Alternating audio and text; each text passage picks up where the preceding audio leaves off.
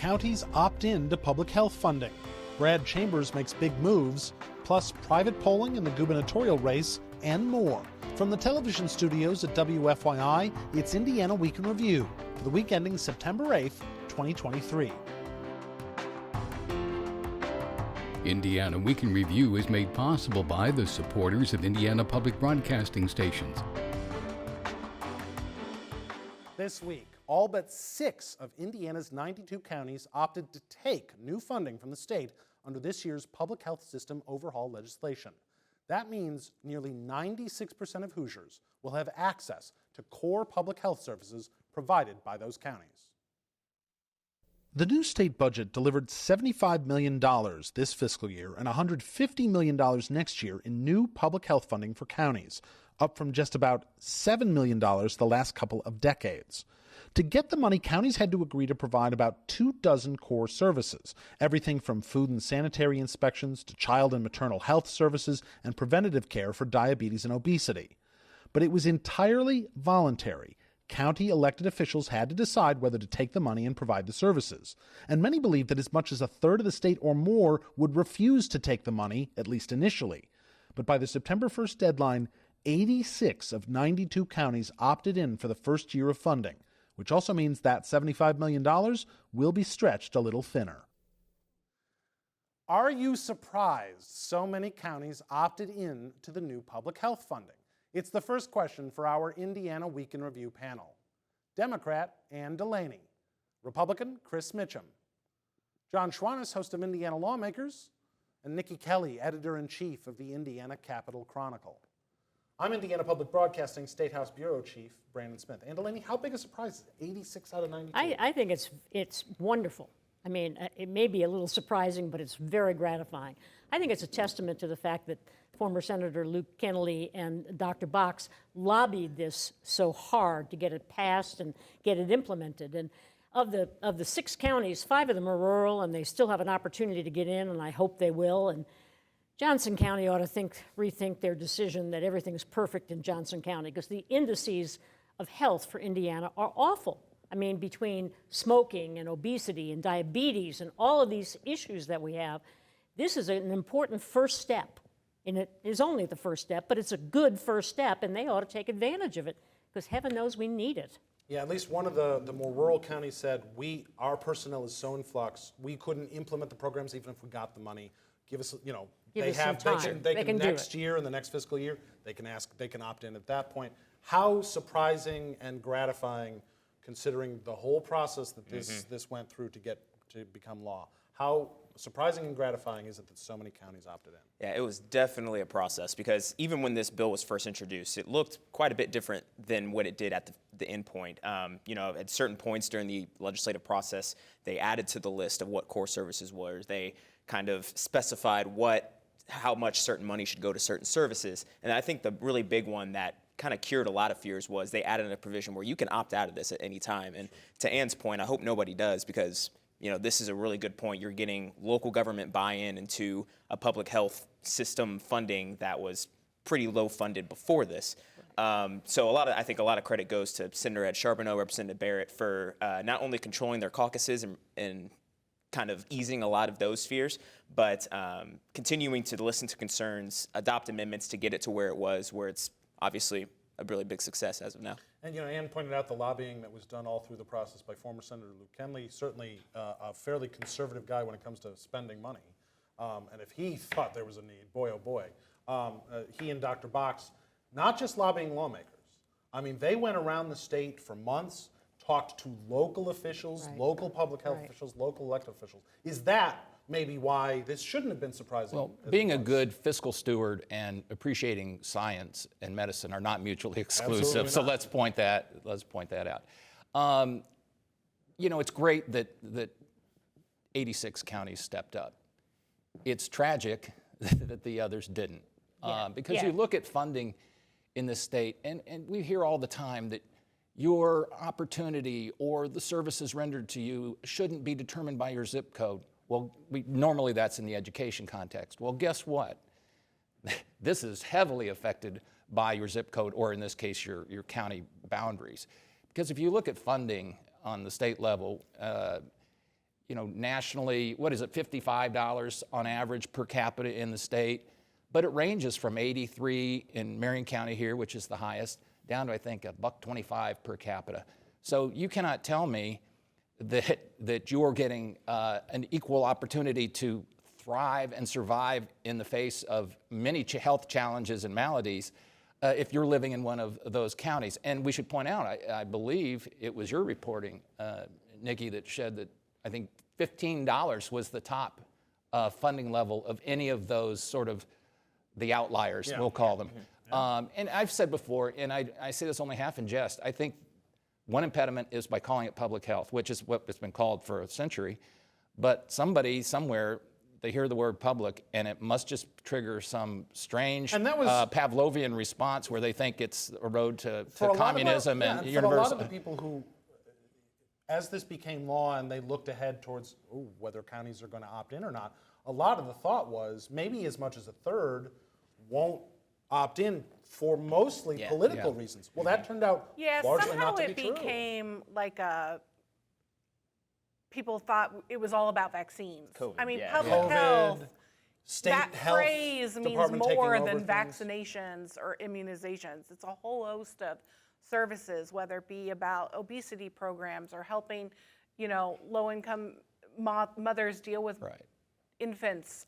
It's but it gets tied up in needle sharing, condom distribution, those types of things, which food services are clean. I mean, there's so many public health programs that exist that aren't immunization.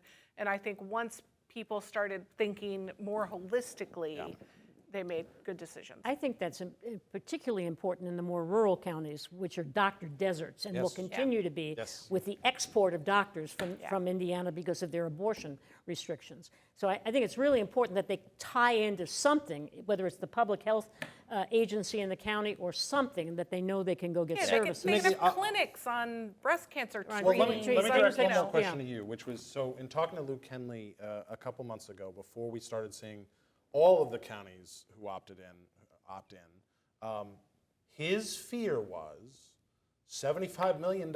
That's a huge start. But if everybody or almost everybody opts in, that's not going to be nearly as much money as they might need, especially when they're going to have to go back to lawmakers in a year, a little over a year, and say, okay, we need more money now. Yeah. We need to re-up this program. There was one fear there toward the end when they were negotiating. One of the reasons that the Holcomb administration dropped down their first year ask was under the understanding that not all the counties would sign on immediately. So at least for the first year, it probably won't be as fully robust as they had hoped. Yeah. But the second year has $150 million, and so. Well, keep in mind the good news too, in terms of again making that case to lawmakers that this is something worth continuing to invest in, is 86 of 92 counties said yes. Well, and this is something we they'll want. have results. They'll have people coming forward saying it's a good idea. $75 million is a big chunk. Great place to start. 150 second year, even better. But think where the commission, you started by lauding, and justifiably so. Yeah, this was way down. The ask was way down from what Luke Henley and Dr. Box suggested. But even at the end, there was an appetite to add more money to this, because you saw even a lot of legislators being like, if we are going to continue to fund this, if this is successful, which we all should be hoping it is, do we maybe start considering increasing the cigarette tax, the alcohol tax? Yes. That was a really real conversation and they toward the end. They didn't do those things, but now, in the next budget cycle, that's a mechanism. There's a lot riding on it. And I'm guessing if some non-health tragedy, say a natural disaster, afflicts one of these affected, one of the outlying counties, I'm sure they won't want any state assistance because like might be a Florida. takeover. So I don't wish tornadoes or flooding on anybody, but I do wonder. Well, with wetlands. This week, Brad Chambers, the most recent entrant to the Republican primary for Indiana's open governor's seat, became the second candidate to go up on TV with an ad and poured millions of dollars into his campaign coffers to go along with it. Chambers' spot, backed by a 7-figure ad buy, introduces himself to voters and frames him as a political outsider who's never run for office before. Indiana's great, but it can be even better. Hoosiers need a governor ready to build an economy of the future, a fighter for their values and their paychecks. The former Indiana Secretary of Commerce also gave his campaign $5 million in the past week to go along with more than $500,000 donated by just a handful of business leaders. And Chambers, a longtime real estate CEO, announced a campaign team of major state GOP figures, including Kyle Hupfer, who left his position as Indiana Republican Party chair to help lead Chambers' campaign. Chris Mitchem, this is a major field of candidates. Sitting U.S. Senator, sitting Lieutenant Governor, former Attorney General. Where do these moves put Chambers in that field? Certainly doesn't vault him into top 2, top 3 territory, but I think he's doing a lot of what you want to see from somebody who has the backing but doesn't have the name ID. How do you get your name ID increased? You immediately get on TV, 7-figure buy, and you start selling yourself to Hoosiers and getting your name ID out there. And one thing I thought that was really interesting in his ad is he didn't even mention IEDC. He didn't even mention, quite objectively, a lot of the successes that they had, $30 million and then $30 billion in investments and things like that. But he really stressed that outsider role. And I think he has the opportunity to thread the needle really well of, you mentioned the staff that he's brought on. It's a lot of Indiana political insiders that have the connections that you need, not only for fundraising, but, what are the best avenues to reach people that you may not, for people who aren't as experienced. So while to the Hoosiers, he can present himself as the outsider, never run for office, he made that very clear. But he has a really good opportunity of, in the background, he has a lot of non-outsider staff people backing him up, and really, I think, giving him the opportunity to propel his campaign to the top. I was struck by the campaign team. Now, this is very much a little more inside baseball, but if there was ever a show on which to discuss inside baseball, it's this one. So, obviously, Kyle Hupfer is the name at the top of the list, and he's very much of the Holcomb wing of the party such that it exists. Number 2 on that list is Marty Obst, who has been, a key advisor, helped run campaigns for Mike Pence for years since, his re-election run for governor in 2016, 2015. Having those 2 counterbalances has got us bode well, I would think, for Brad Chambers in terms of trying to appeal to Republican primary voters. To the extent that Eric Holcomb and Mike Pence pull among Republican primary voters these days, that's probably true. What's interesting about this is the amount of money that's being spent in this primary campaign. It's like having a Taylor Swift concert right in Indianapolis, the economic impact of this. When Pence spoke the other day, he was talking about a divide within the Republican Party between conservatives and populists. In Indiana, it's between the right-wing crazies, which are Braun, Curtis Hill, and now Suzanne Crouch, since she's moved so far to the right, and between self-made millionaires who want to buy the office. Those are the two opportunities within this. It is amazing to me the number that are running, number one, and the amount of money being spent. And I still think, frankly, that despite the fact that Suzanne Crouch has really deviated so far to the right that she's indistinguishable from every crazy out there, including banks, still has the advantage if you've got 4 guys and 1 woman running. To that end, you look at the moves that Chambers is making right now. I agree with the idea that this doesn't immediately vault him into that sort of where we think Braun and Crouch are, which is I 1 think and it 2. does. Do you think it vaults him all the way up there? I do. Okay. I think he's got, the team, the money. We'll see what sort of proposals and ideas he has. Obviously, he's introducing himself first before he moves on to actual issues and topics. Sure. But I don't know how Senator Braun doesn't look at this and get a little nervous because, he's got momentum like I've not seen before in a governor's race for someone who's been in that race for like 20 days. To that end, he gave himself $5 million, which, boy, I'd love to be able to give myself $5 million. You'd even take 1. Yeah, I would take 1/10 of that. But he also raised a little over $500,000 from like 4 or 5 other people. Obviously, these are In like obviously 2 people. weeks. Yeah, in like 2 weeks. But obviously, these are people with. Obviously, he must have relationships with him. They were ready to do this as soon as he jumped in. But looking at those people and looking at who they've given money to before, I saw Mitch Daniels' campaigns a lot on those contribution lists. Would it be smart for Brad Chambers to establish himself, and could he establish himself as the Mitch Daniels candidate in this race? And was that a winning strategy? Is that a winning strategy? Well, it certainly is a winning strategy I think, still looking at the general. Of course, you have to get past step one. Primary, you got to be the nominee first. So I think, But in a to your primary, point, 5 or 6 people. right, and being to the your Mitch Daniels point, candidate could I be. think there is Could be. still sort of a critical mass of, heaven forbid this term, establishment. I probably just damned them all. That's Same not. phrase. That's. I can say that on FCC license regulated airwaves, right? Yeah. I know that's terrible put down. There still is enough establishment, I think, to have an impact, especially if they coalesce around a single candidate, which is no certainty. There are other quasi-establishment candidates, or at least by Non-crazies? label. Non-crazies. But you can't be so overt about it. I think that the key here, and this comes into the point made about the brain trust that he has assembled, is being able to make sure that you signal to individuals who might be in that establishment group, the traditional group, the Mitch Daniels group, without offending and scaring or alarming others. And I think that is the challenge. I mean, he's shown, the first commercial was textbook. You know, you show the farm, you show the cutting grass, you show I'm not a career politician. I mean, if you were playing bingo for the terms, you could check everything. What I thought was a deft move, though, was, and this is something that all these candidates will have to address, is you talked about threading the needle, Chris, is that notion of you've had Republican leadership in the state for a long time. A long So time. how do you mount a campaign that's normally sort of Take it from say, good to we great. got to fix this I feel like I've heard swamp that or drain the swamp. So to say, as he did in his spot, Indiana's great as a base point, let's establish it, but we can make it even better. Yeah, great to greater. Yeah, Great to greater. That's like There you next go. level. Right there. Yeah. That's The idea of being a Great to fighter is always fantastic. really interesting to me in this race. It's like fighting what? Well, What are we? and then the Fighting question each other. is, Exactly. Weeds, It's like, weeds when you were cutting what grass. does he do with Trump? What does he do with the nominee? What does he do with the issue of abortion? What does he do?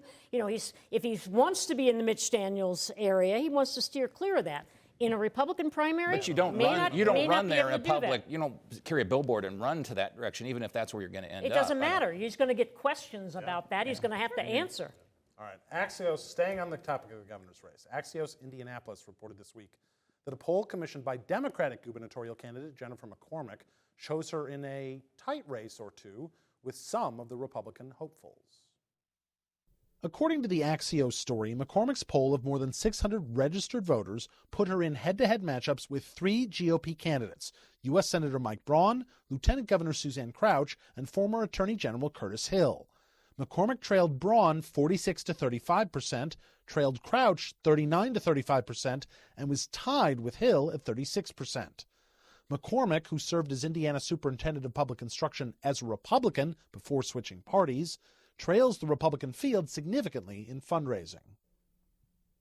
John Schwantes, taking any poll paid for by a candidate with an enormous grain of salt, as we always do, looking at all of the people who were mentioned in this poll, is Mike Braun got the reason to be the happiest with these results? I suppose better to be in the position he's in than second slot, third slot. But going back to a point that Niki made a moment ago with the momentum she has seen, and we've all seen with the upstart in this race, the Chambers campaign. If that, that was really not on the horizon. He hadn't even announced. He had not, so it was not mixed in. Not a factor. So who's to say if we had the same campaign or the same poll conducted now, it would give the same results? I don't know the answer to that, obviously. But I guess to answer your question, better to be first place and the most viable candidate. But you know what? These, to your point, polls at this stage, we had CNN this week saying Nikki Haley was the only Republican at the presidential level who might be able to beat, or at least statistically, could beat Joe Biden. She won't be the nominee. And she won't even be the nominee. Right? Something crazy would have to happen. Well, there's a lot at this crazy, point. yeah. But there's a long time until. But those that's the primaries point of actually polls happen. right now. I mean, it's So fun to to talk that end, about. if you're Jennifer McCormick, you've put out a poll. You've decided you did a private poll that you've decided to talk to at least one press outlet about, knowing that it'll be reported elsewhere. And you're losing by, what was it, 11 or 12 to one of the front runners for the GOP nomination. Explain the logic of that to me. Yeah, I mean, I think you just, in their minds, what a Democrat hasn't won a statewide elected position here in years. And so even if you show them near the top candidate, I mean, it definitely showed her Oh yeah, right by Crouch, right and you're by tied Crouch with Hill. and tied Yes. with Hill. So, I think The most I would take from it is she has great name recognition, which I'm not too surprised by. She's our 4 years as superintendent of public instruction. And wasn't obviously. quiet during those 4 No, years. not at all. Well regarded. So that's something they can build on and maybe fundraise on. Yeah, to that end, is this poll really about proving to some people who you're trying to ask for money that, hey, I'm in viable? the race. I'm in the race. That's what it shows. It not only has name recognition, but she has positive name recognition. And I think that's something that she can market. The fact that Braun, as a sitting senator, can get, what, 36% of the vote? Yeah. Okay, is not an overwhelming endorsement of him. I think it was more than that, but yeah. Was it? I thought it was. I thought she had 36 and he had something. It's fine. Anyway, He had a 10 he or didn't 11 have over point. 50. I wrote this story. It's not like I should remember the number. after the- Numbers are not our Those game. numbers. Anyway, my point is that she shows that she's viable and she can raise the money. And we don't know that Braun's going to be the nominee. I've said repeatedly, I think it's going to be Suzanne Crouch, in which case it's a dead heat. To that point, and you mentioned it was too late for Chambers, or he hadn't announced yet before this poll was available, but I really would have been fascinated to see her numbers against like an Eric Doden. Not saying that he's going to win, but you have one person with little to no name ID versus you. How do those numbers match up? I agree. Of somebody that you might not be as familiar, you might not know Well, his that- political standing as well. Yeah. How do you match up with him? And I think that could have been. And that would be the same thing with Chambers, because I bet you if you put Yeah, at Chambers this- on at that this poll, stage, right. At this 10% stage, couldn't I tell you agree. who But he I is. think I I think would've been that could have been fascinated by a better maybe talking point than showing yourself down. All right, time now for viewer feedback. Each week, we pose an unscientific online poll question. This week's question is, can a Democratic candidate win the 2024 race for Indiana governor? A, yes, or B, no. Last week, we asked you whether lawmakers should reconsider their wetlands policy after the state lost 260-plus acres of wetlands since the legislature rolled back protections a couple years ago. 95% of you say yes, 5% say no. If you'd like to take part in the poll, go to wfyi.org/IWIR and look for the poll. Well, as students in Indiana begin a new academic year, they have powerful technology at their disposal in some cases, generative artificial intelligence tools like Chat GPT and Google's Bard. From WFYI's education desk, Lee Gaines explains that this technology may necessitate big changes to the way schools teach and students learn. Generative AI like Chat GPT can write essays and answer math questions, and educators, for the most part, haven't figured out what to do with a technology that can complete students' homework for them. Kyungbin Kwan is an Indiana University professor who studies AI and student learning. Kwan says educators should teach students about how generative AI works and its limitations.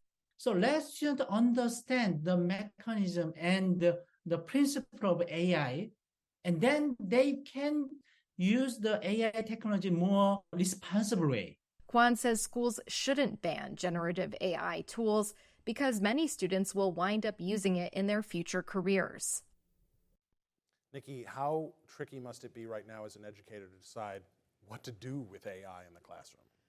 Yeah, I mean, I don't know how they use it in a way that enhances education. All I can think of is how students can use it to cheat or, improve their grades based on that it's not their actual work. But to the point, you can't ignore it either. But both with acknowledging that our students using it in ways they shouldn't, but also it is the future one way or the other. You can't ignore it, of course. That would be folly because it is a tool that people, society, including these kids, will be using. I had a great answer that I had asked AI to write, but my phone is over. It's away from me right now, so I can't deliver the great answer. My apologies. Yes. All right, finally, a new NFL season is underway. The Colts have a new quarterback, first-round draft pick Anthony Richardson. He becomes the 5th different quarterback to start the season for Indianapolis since Andrew Luck announced his retirement. Chris Mitchem, what is a reasonable expectation for the Colts? You know what? The Colts can go 4-14 this year. But as long as Anthony Richardson makes a couple highlight plays every now and then and just gets us excited, it's a success. It's like being a Bears fan like a year or two Exactly. ago. Justin Fields was okay, but now you guys have all the hope in the world. Now we're ready. I know. Niki, as the resident Bengals fan, what is it Super Bowl or bust for the Bengals? Oh, for my Bengals, yeah.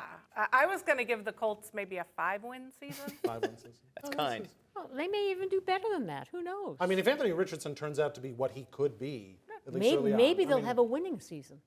I mean, That honestly, seems like- that seems- the Bengals are a great example to show what a good transformative quarterback can quarterback do. can do to a team. Well, and speaking of professional football, I just want to, OSU did not. Yeah. Speaking of pro teams, You IU, won I the was correct prediction. last week when I said that IU would beat the spread against the professional powerhouse that is just Ohio like State. you, So John, broken The Ohio watches are State right University. twice I'm going a to day. go out on a limb and say IU's over ISU this week too. Let's just So hope we can all get just in a crazy big, talk. in a big group hug with Jonathan Taylor before too long.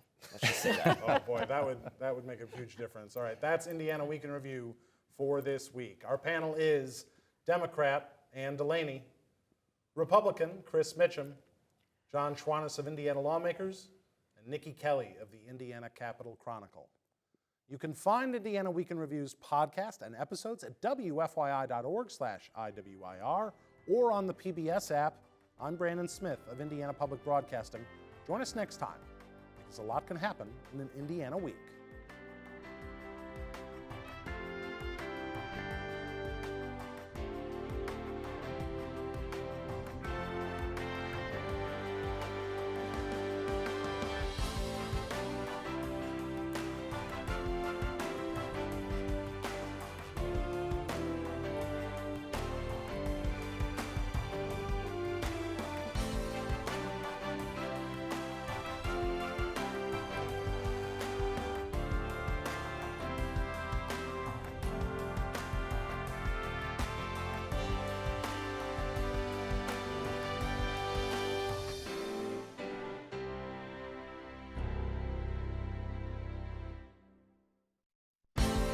The opinions expressed are solely those of the panelists.